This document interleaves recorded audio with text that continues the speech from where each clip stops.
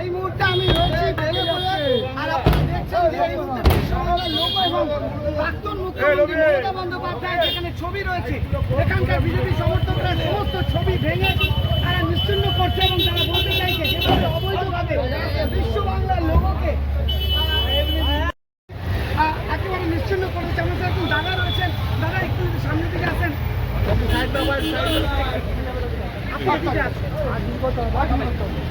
দাদা এই যে অবৈধভাবে এতদিন ধরে বিশ্ববাংলার লোগো চলছিল,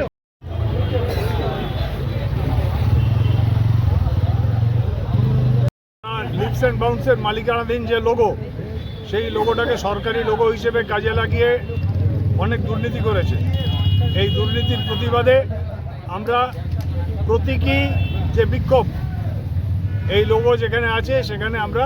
আমাদের বিক্ষোভ কর্মসূচি জারি রেখেছি, যাতে জনগণের কাছে, সমাজের কাছে বার্তা যায় যে আগের সরকারের যে দুর্নীতি, সেই দুর্নীতির